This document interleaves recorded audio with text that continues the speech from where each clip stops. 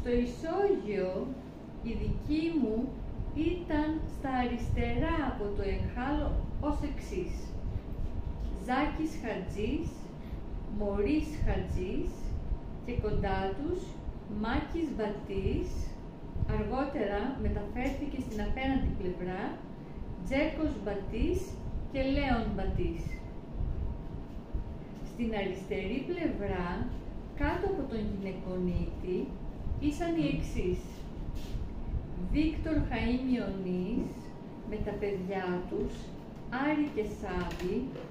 Λάζαρος Μιονής, Μάκης Μιονής, Σάμης Μιονής και ο Χαΐμης Χακής,